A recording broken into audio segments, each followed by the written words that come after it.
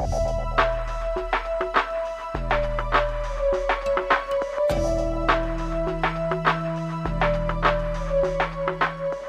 that's a tough assignment. How are we supposed to find out more about the history of the Church of the Nazarene?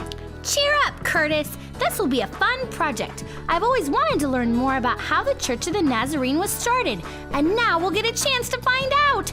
Besides, the best presentation gets a prize. Doesn't that sound great? Well, I guess so. I suppose it could be fun to learn, and I'd like the prize, but where do we start? I've looked online, but I can't find very much about our church's early history.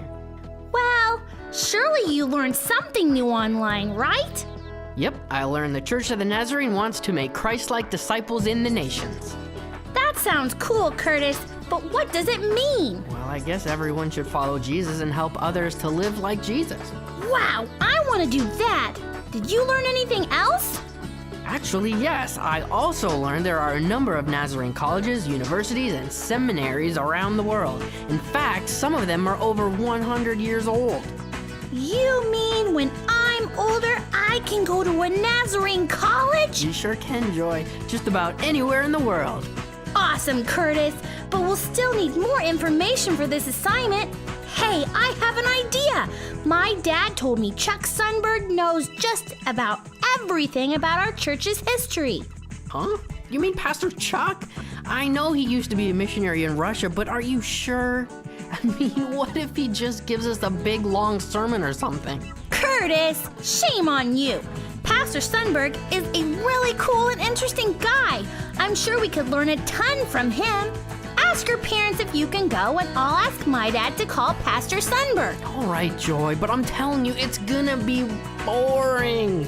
He'll probably want to show us 2 hours worth of those old-fashioned slide pictures from when he was in Russia. We'll be lucky if we learn anything from him, except that we made a huge mistake by visiting him. Oh, Curtis, just ask your parents if you can go and trust me on this one. All right, Joy. Whatever you say. Hello? Curtis, this is Joy. My dad called Pastor Sundberg, and he wants to meet at his friend's office Thursday afternoon. An office? Well, that's kind of weird. Okay, what time? At 4 o'clock, right after school. We can walk together. Okay, great. Thanks, Joy. I'll see you then.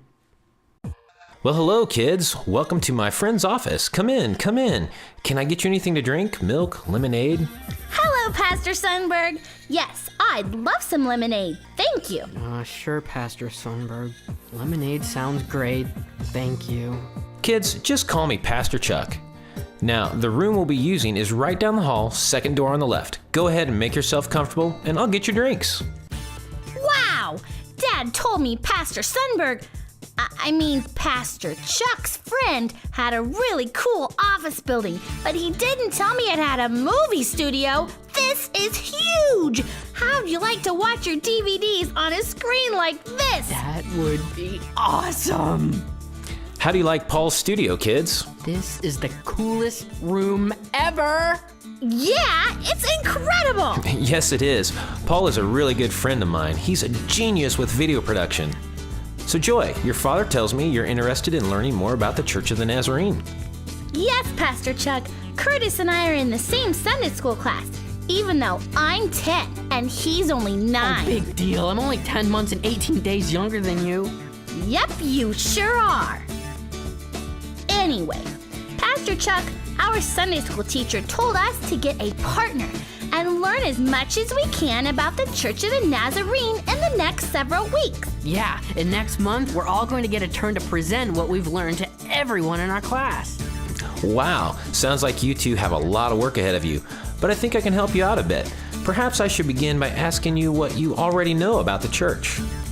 We know that you're a retired missionary to Russia. Well, I don't know if I'd really use the word retired, but God has called us to another ministry right here in the United States.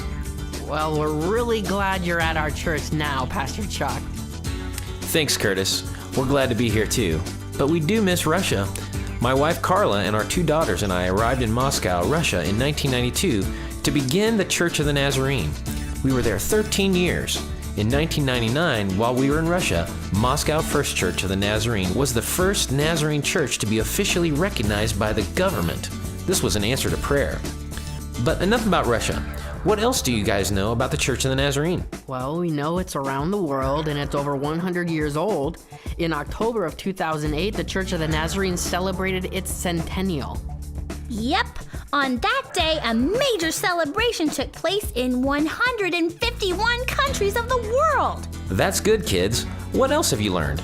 The Church of the Nazarene is divided into regions: Africa, Asia Pacific, Caribbean, Eurasia, Mexico, Central America, USA, Canada, and one more.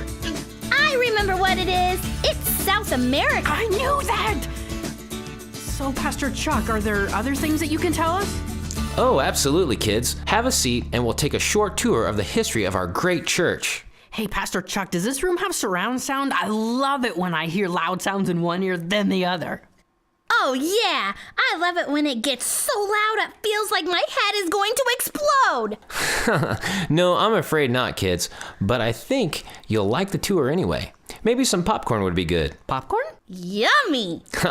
Okay, kids, it's already made, so I'll be right back. So Curtis, do you still think Pastor Chuck is just going to give us a boring sermon? Nah, he's pretty cool. And even if his stories do turn out to be boring, at least we have popcorn and lemonade. Oh, Curtis, you're such a goofball, but you do have a good point. All right, kids, take a seat, and let's go back many years ago. The story of the Church of the Nazarene began a long time ago. A young man from England taught a message of holiness in the 1700s. Do you know his name? Was it Phineas Brzee? No, Curtis, good guess, but Brzee comes later in the story. The Englishman's name was John Wesley. Wesley taught that the Holy Spirit can cleanse people from sin and give them the power to live a holy life.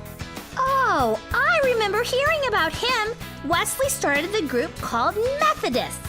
When Wesley began preaching through England in the 1730s, many people listened and became followers of Jesus. That's right, Joy. And his followers took Methodism to the United States, where God started a holiness movement in America. Many churches started up to teach and preach this wonderful message God had John Wesley share. Were they Nazarene churches? Well, not all of them, Joy. Different holiness churches in the East, West, and South all started about the same time.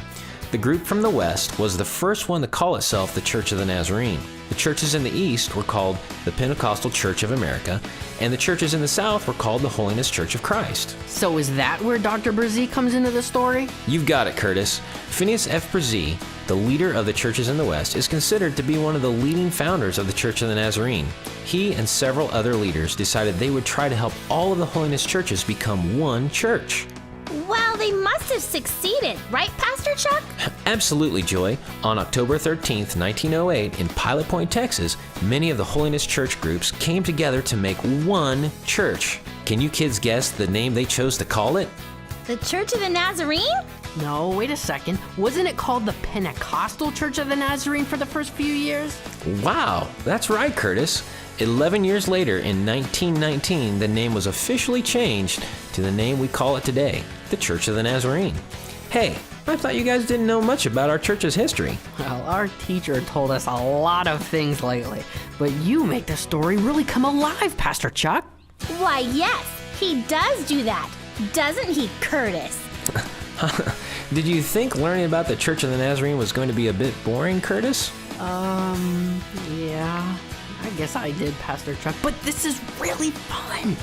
Well, good, because our history is important. Even before the Church of the Nazarene existed, these holiness groups already had missionaries in 8 world areas speaking 5 languages.